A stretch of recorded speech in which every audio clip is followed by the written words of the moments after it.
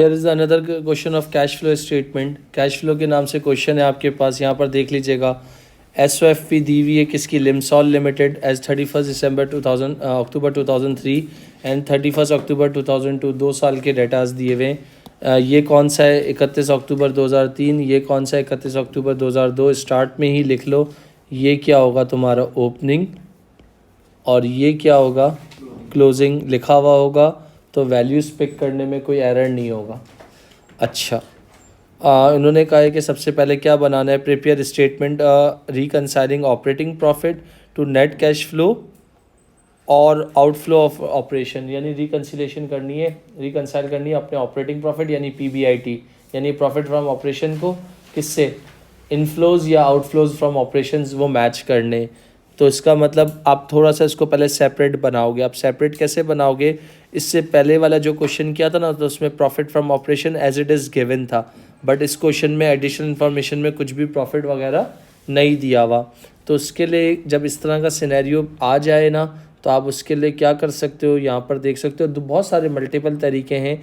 तो मैंने कहा आपको क्या निकालना है, एक फार्मूला लिखो अपने पास, जल्दी से लिखवा रहा हूँ, जल्दी क्विक। रिटेन प्रॉफिट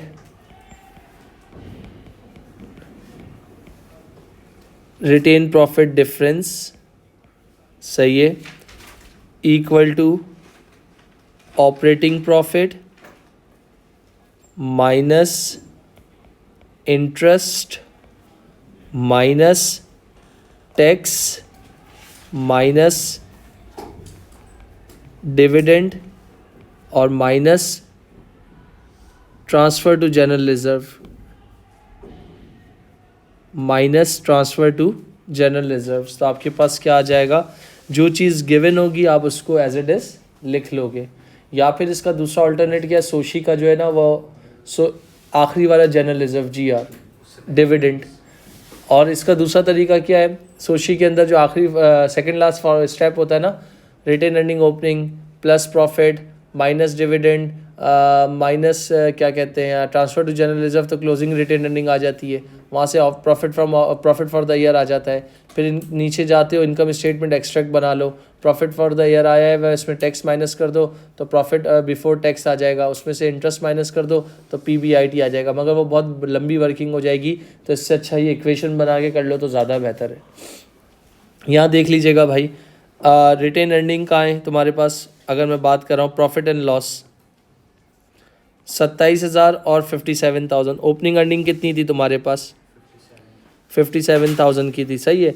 और 57,000 से तुम्हारी अर्निंग्स कितनी हो गई, 27,000, तो कम हो गई ना, तो 30,000 क्या हो गया, नेगेटिव हो गया। एग्री। ओपनिंग प्रॉफिट नहीं पता, X रख लो। इंटरेस्ट है तुम्हारे पास, नज़र घुमाओ ज़रा, इंटरेस्ट है चेक करो, हाँ ये देखना 195,000 ऑपरेटिंग प्रॉफिट मतलब PBIT बेटा, 195,000 का 10% निकाल लो तो इंटरेस्ट कितना आ जाएगा, 195,000 इंटू 10%, तो 19,500 तुम्हारा क्या हो गया, इंटरेस्ट आ गया, लिख दिया। इंटरेस्ट के बाद टैक्स पे नज़र घुमाओ ऊपर नीचे करके, है टैक्स, मेरे हिसाब से तो नहीं है।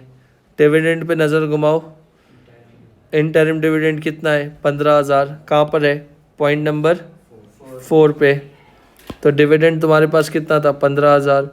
ट्रांसफ़र टू जनरल रिजर्व्स कितने, ट्रांसफ़र टू जनरल रिजर्व्स तुम्हारे हैं, ओपनिंग रिजर्व्स नहीं थे, क्लोजिंग है 7,500, तो इसका मतलब यहाँ पर आ गया 7,500। तो ब्रैकेट के इस साइड पे ये 30,000 है जो कि नेगेटिव में। ऑपरेटिंग प्रॉफिट इन सबको सॉल्व करना ना, माइनस का 19,000 माइनस का 15,000 और माइनस का 7,500, तो कितना आता है, पक्की बात है, माइनस 19,500 माइनस 15,000 माइनस 7.5, एक बार चेक कर लो बेटा,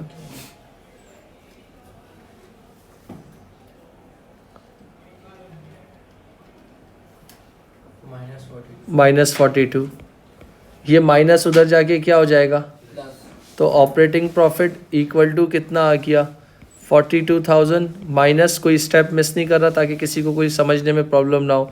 तो ऑपरेटिंग प्रॉफिट कितना आ गया? 12,000 आ गया। इसको अपनी ज़बान में क्या कहते हो? PBIT। डन। कोई सवाल किसी का बच्चों? नवाल बेटा, अब्दुलरहमान, फरहान बेटा, कोई ऐसी वैल्यू जो परेशान की हो या समझ में ना आई हो?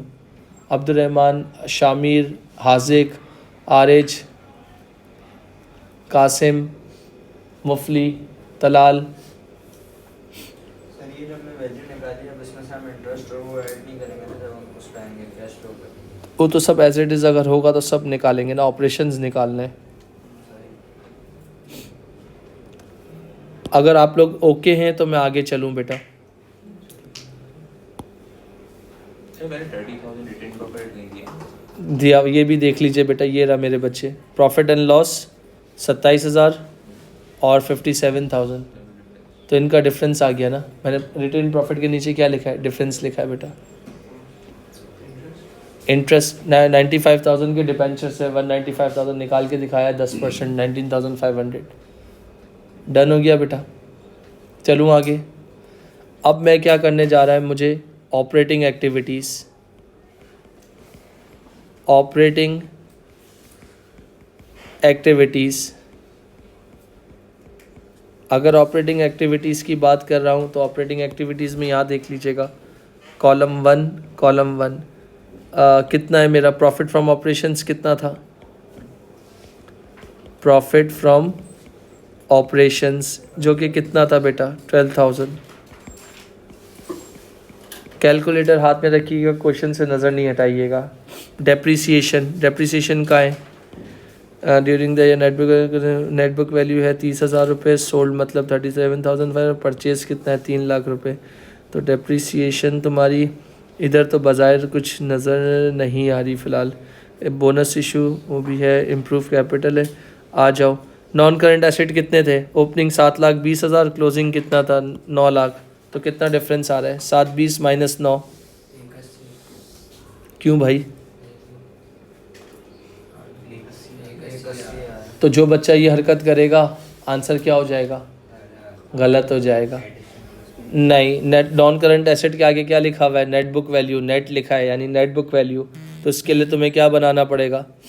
नेट बुक वैल्यू अकाउंट बनाना पड़ेगा। तो जल्दबाजी करने की बिल्कुल नहीं करना। तो नेट बुक वैल्यू अकाउंट ये रहा, ये लो नेट बुक वैल्यू अकाउंट बना रहा हूँ। Net book value account opening कितना दिया हुआ था? ओपनिंग था 720, ये लिख लो। सॉरी, ओपनिंग कितना था? 720। क्लोजिंग कितना था? क्लोजिंग तुम्हारा था 9 लाख, लिख दिया। I/S, I/S मतलब चार्ज फॉर द ईयर, वो कितनी दी हुई है? I/S charge for the year फ़िलहाल अभी नहीं है। 1 मिनट,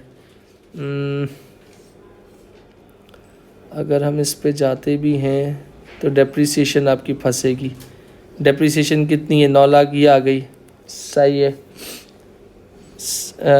I/S फ़िलहाल अभी नहीं है। एडिशन का मतलब कितना हुआ?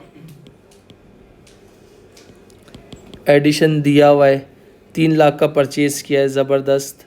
पॉइंट नंबर 2 में एरो डाल रहा हूँ ब्लैक कलर से, 3 लाख, और डैश भी डाल रहा हूँ। 3 लाख का आपने क्या किया है? परचेज़ किया है भाई। और इसका मतलब यहाँ पर डिस्पोजल की नेट बुक वैल्यू तो 30,000 रुपये की नेट बुक वैल्यू थी, मगर पैसे 30,000 रुपये क्या है तुम्हारे? नेट बुक वैल्यू खुद ऑटोमेटिकली गिवन है। तो यहाँ तुमने क्या बोल दिया?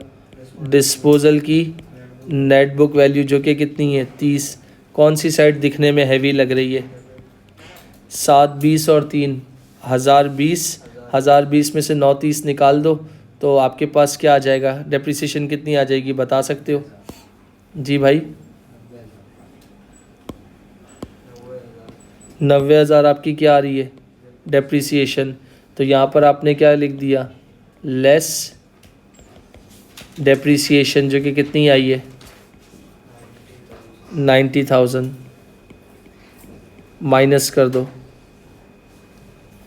सॉरी ऐड बैक करना है ना। इसके बाद आपके पास गेन और लॉस निकाल लो, ये भी बहुत मज़े से निकल जाएगा। 30,000 रुपये नेट बुक वैल्यू थी, पैसे कितने आ रहे हैं? 30,000 रुपये के पैसे कितने आ रहे हैं बता सकते हो? 37,500। 30,000 रुपये की चीज़ को कितने में बेचा है?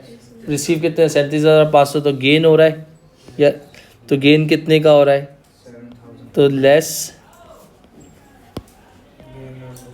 गेन ऑन डिस्पोजल कितना है? 7,000 यहाँ वर्किंग करके दिखा रहा हूँ। गेन ऑन डिस्पोजल 30,000 रुपये। 30,000 रुपये नेट बुक वैल्यू है, रिसीट कितनी है? 37,500। तो 7,500 से क्या हो रहा है आपके पास? गेन हो रहा है। कितना गेन हो रहा है वो बता सकते हो? 3,005 तो गेन को आपने माइनस कर दिया। फिर उसके बाद आ जाओ वर्किंग कैपिटल चेंजेस। इन्वेंट्री कितनी है? ओपनिंग है 1,33,500, क्लोजिंग कितनी है? 1,27,500। तो इन्वेंट्री क्या हुई? माशाल्लाह डिक्रीज़ हुई। तो डिक्रीज़ होने का मतलब क्या है? माल बिका होगा। जब माल बिका होगा तो मेरे पास क्या आए होंगे? पैसे आए होंगे। कितने पैसे आए हैं बता सकते हो? तो 133.5 माइनस 127.5 कितना आ जाएगा बता दो? 133.5 माइनस 127.5 कितना आ रहा होगा बता दो? 1,33,500 माइनस 1,27,500 कितना आ जाएगा बता सकते हो? 6,000। तो प्लस हो गया। ट्रेड रिसीवेबल्स पे आ जाओ ज़रा। ट्रेड रिसीवेबल्स कितने थे आपके पास? ओपनिंग 1,02,000 थे और अचानक जो है माशाल्लाह हमने रिकवरी वगैरह बहुत ज़बरदस्त कर ली, 79,500 हो गए। तो ट्रेड पेबल्स भी क्या हुए हैं? डिक्रीज़ हुए हैं। तो डिक्रीज़ होने का मतलब क्या है? अच्छी बात है, पैसे आए होंगे। कितने से डिक्रीज़ हुए हैं? 102 माइनस 79.5। जल्दी बता दो बेटा। 102 1,02,000 माइनस 79.5 कितना हो जाएगा? 102,000 माइनस 79,500 22,500। इसके बाद ट्रेड पेबल्स पे आ जाओ। ट्रेड पेबल्स कितने हैं आपके पास? ट्रेड पेबल्स थे 1,78,000 थे और अचानक कितने हो गए? 1,17,000 हो गए। तो ट्रेड रिसीवेबल्स क्या हो गए? इंक्रीज़ हो गए। तो ये भी क्या है? माशाल्लाह अच्छी बात है, क्योंकि आपके पास से पैसे गए नहीं हैं। तो कितना हो गया ट्रेड पेबल? 78 माइनस 11 17। तो ये मेरे ख्याल से कितना हो गया? 39,000 से ट्रेड पेबल्स इंक्रीज़ हो गए। फिर उसके बाद नेक्स्ट आपके पास देख सकते हो, ये कुछ रेंट ओइंग लिखा हुआ था। ओइंग मतलब 30,000 था और अचानक कितना हो गया? 37,500 हो गया। तो ओइंग मतलब अक्रूड था। अक्रूड का मतलब क्या हो गया? अक्रूड एक्सपेंस की हो गए, इंक्रीज़ हो गए। कितने से इंक्रीज़ हो गए? 7,000।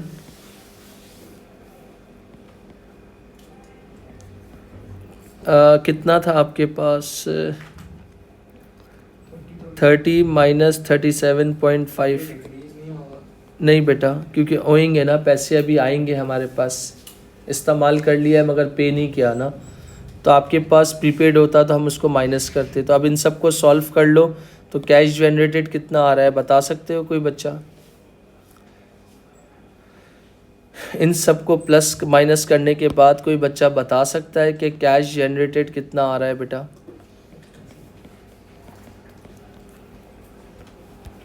12,000 plus 90,000 minus 7,500 plus 6,000 plus 22,500 plus 39,000 plus 7,500। तो ये बन रहा है 169,500 कैश जनरेटेड, जो प्रीवियस क्वेश्चन के मुकाबले में अच्छा जनरेट हुआ है। कैश जनरेटेड के बाद हम क्या देखेंगे? लेस इंटरेस्ट या टैक्स जो भी होगा। तो इंटरेस्ट पेड किया था हमने, कितना पे किया था आपके पास? 19,500। तो 169,500 में से इंटरेस्ट पेड निकाल दो तो तुमने कितना जनरेट कर लिया वो मुझे बता सकते हो? Net cash flows from operations. तो this is called answer of part A. मेरे ख्याल से 150,000 हो जाएगा, चेक कर लो। तो ये तुम्हारे पास क्या था, कैश जनरेटेड था बेटा। कैश जनरेटेड के बाद तुमने क्या कर लिया, माइनस कर दिया। ये तुम्हारी क्या थी, ऑपरेटिंग एक्टिविटीज़ थी जो कि फाइंड आउट हो गई।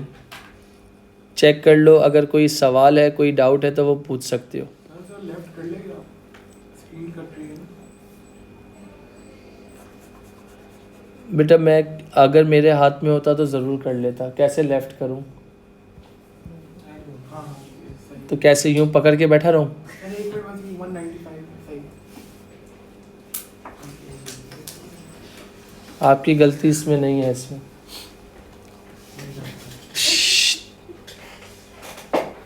चले भाई, यहाँ तक हो गई बात।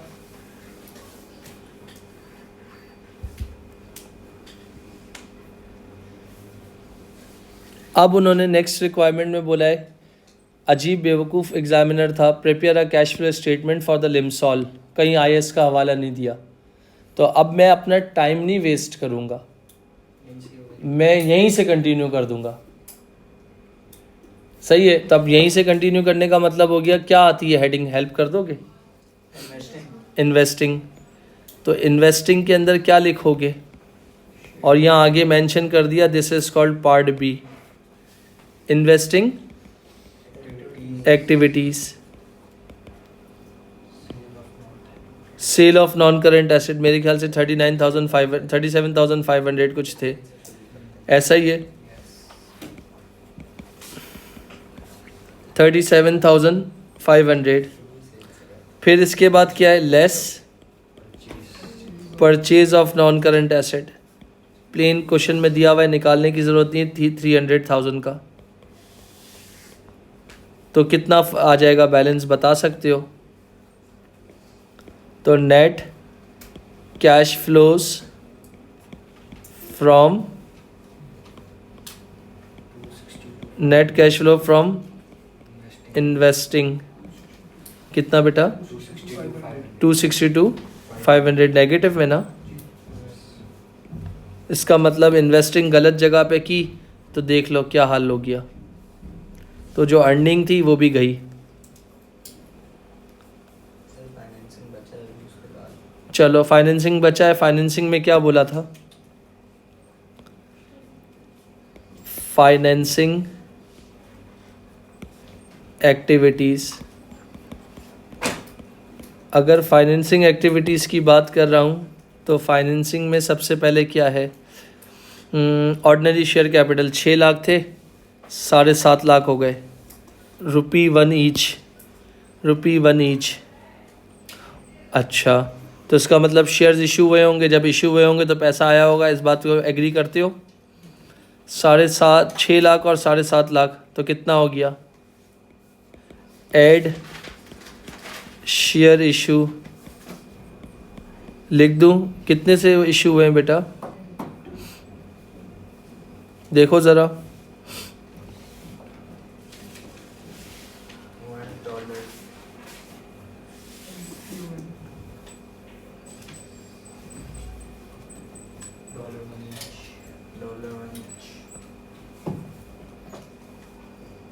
तो 150,000 आ रहा है।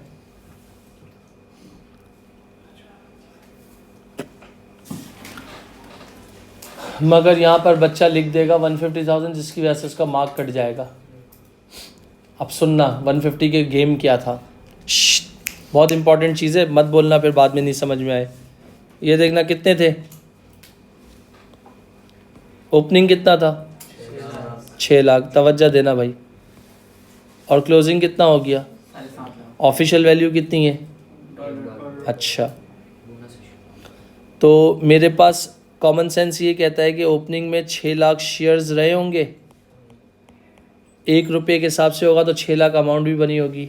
नीचे बोनस इशू किया है, कब बोनस इशू किया है, एवरी 4, 1 for 4, तो 6 लाख शेयर्स इंटू 1 for 4 निकालो कितना आएगा, 1.5 लाख।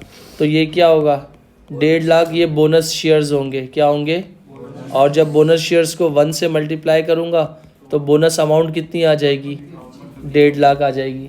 तो जिसकी वजह से क्या हुआ था, इम्पैक्ट किसका आया, ये जो 7.5 लाख हुए हैं इसका इम्पैक्ट किसकी वजह से आया है, तो बोनस इशू की वजह से। तो पैसा थोड़ी आता है, शेयर प्रीमियम लॉलीपॉप होती है बोनस इशू। चाहे बोनस इशू कभी भी प्रीमियम में नहीं होता भाई, तो इसका मतलब बोनस इशू की वजह से कभी पैसा नहीं आता, तो इसका मतलब शेयर इश्यूज तो हुए ही नहीं है।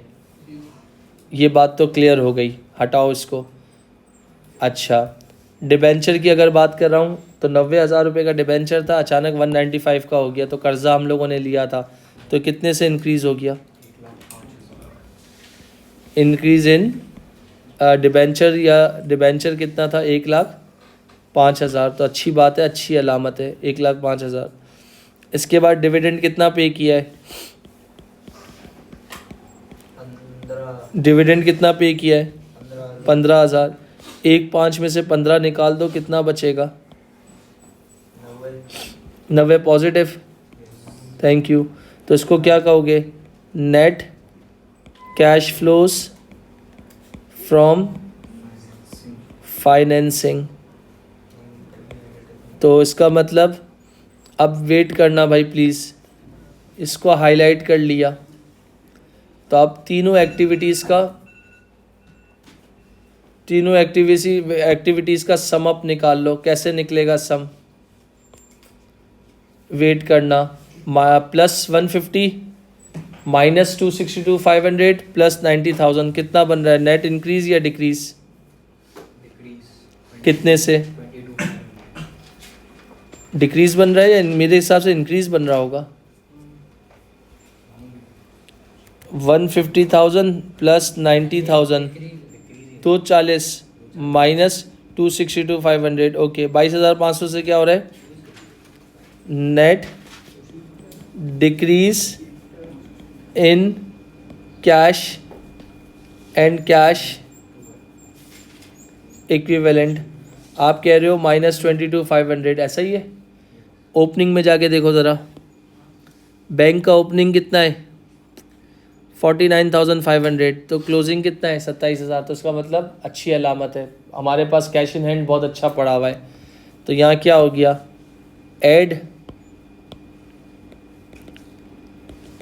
बैलेंस ब्रॉट डाउन 49,500 माइनस का 22,500 और प्लस का 49,000, तो आपके पास क्या आ जाएगा, बैलेंस कैरिड डाउन, जिसको आप क्या कहते हो, कैश एंड कैश इक्विवेलेंट। कितना आ रहा है बता सकते हो,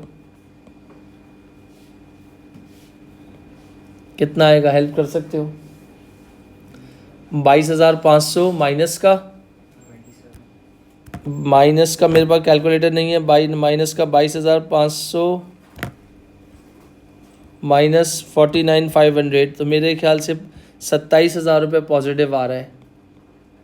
तो 27,000 अगर पॉजिटिव आ रहा है ना, तो इसको चेक कर लेना कि ये पॉजिटिव में वाकई बैलेंस शीट में है या नहीं है। अगर है तो इसका मतलब तुम्हारा आंसर क्या है, बिल्कुल एक्यूरेट है।